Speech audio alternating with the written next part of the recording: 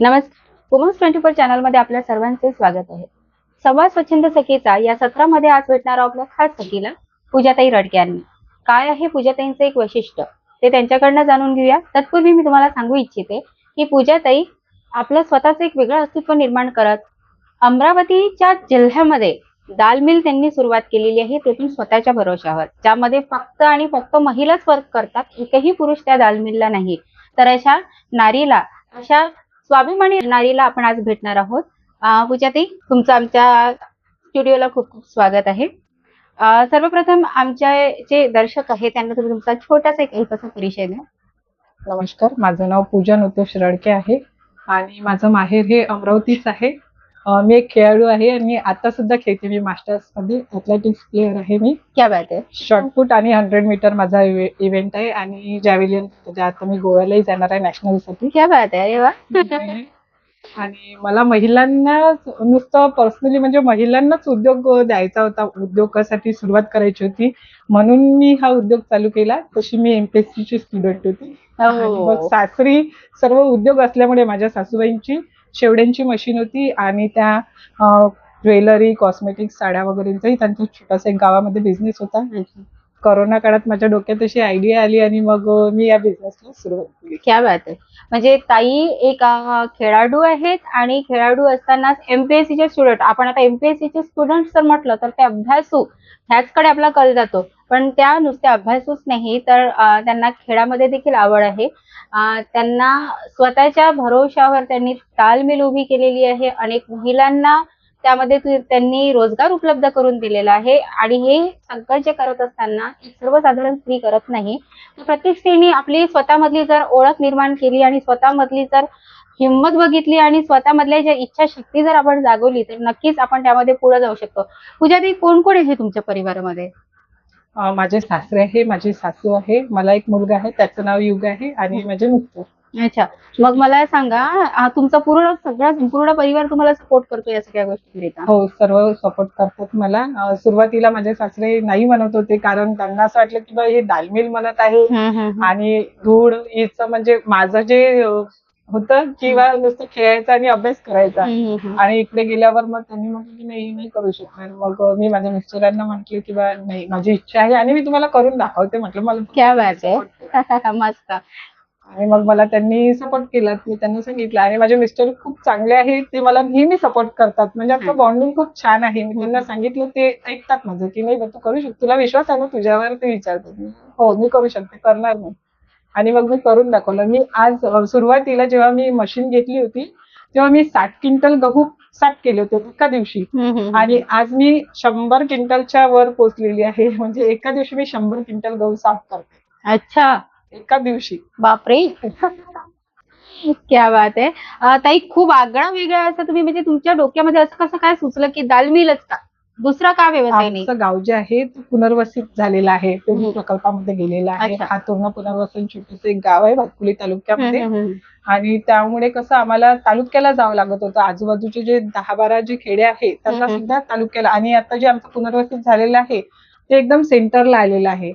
आणि मग कोरोना काळामध्ये मी ते युट्यूबवर बघायची, सर्व बिझनेस वगैरे असे बंद झालेले होते. मग माझ्या डोक्यात कल्पना आली की बा आपल्या घरी शेतही आहे आणि मग आपण जर दाल मिल चालू केली तर. ते विचार माझ्या मिस्टरांना सांगितले मी, माझे त्यांना पण पटले. आणि मग असं मी काही अनुभव वगैरे होता का तुम्हाला, म्हणजे दाल मिल मध्ये? नाही, युट्यूबवर बस मशिनरी बघायची. म्हणजे माझ्या सासूबाईंचा एक जोड बिझनेस का त्याला आपण पण चालू करायचा आणि मग आणखी मोठा बिझनेस करू. आम्हाला 2 प्लॉट मिळालेले आहे, एक 4000 आहे, एक 2000 आहे. आणि 2000 मध्ये मी माझी पूर्ण मशिनरी टाकलेली आहे, म्हणजे गोडाऊनच केलेला आहे जिथे मी दाल मिल चालवते तिथे. मग दाल मिल म्हटल्यावर ठीक आहे, माझ्या मिस्टरांना पण पटलं ते की बा नाही करू शकते. आणि त्याचबरोबर मी तिखटाची मशीन घेतली, कांडप चालू केलं, हळद काढणं चालू केलं, स्वतःचं प्रोडक्शन चालू केलं.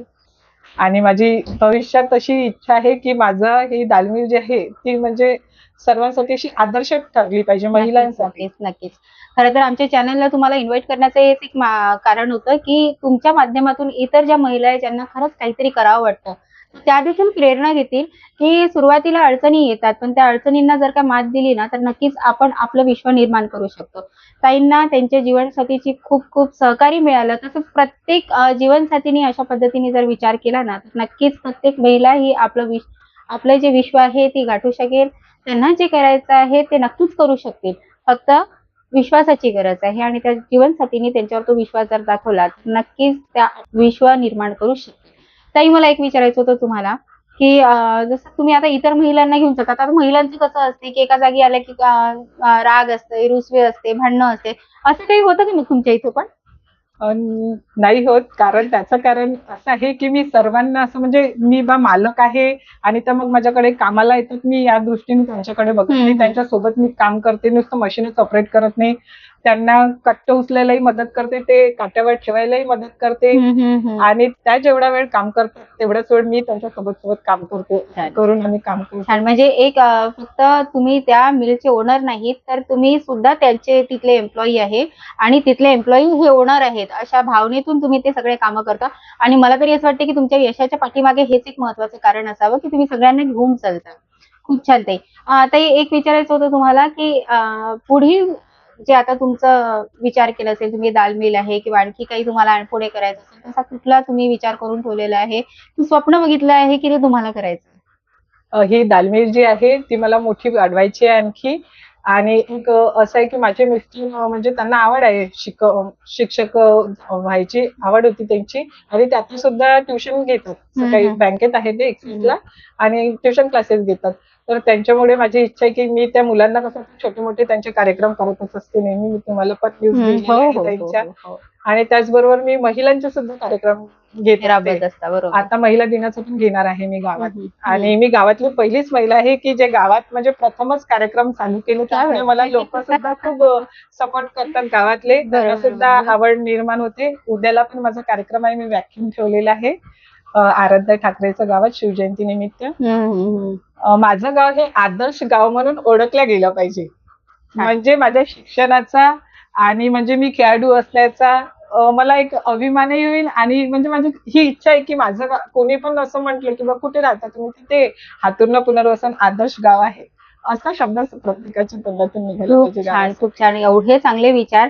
प्रत्येक बाईने जर असा विचार केला ना, तर खरंच तिचं म्हणजे कसं असतं ताई, की एक जी महिला असते, ती महिला काय करते ना, की आपलं घर छान सजवते आणि त्याला छान म्हणजे त्याच्या भविष्याबद्दल चांगला विचार करते आणि समोर जाण्याचा प्रयत्न करते. पण तुम्ही फक्त घरापर्यंत मर्यादित न राहता गावापर्यंत आले आहेत आणि गाव पण आपलं स्वच्छ, सुंदर आणि आदर्श असलं पाहिजे, हा तुमचा विचार खरंच म्हणजे प्रत्येक महिलेने या विचाराची खरं तर काय म्हणू आपण त्याला, की शिकवण घ्यायला पाहिजे, की ही जी शिकवण आहे प्रत्येक महिलेने स्वतःमध्ये आत्मसात केली तर नक्कीच सगळ्यांचा विकास होईल.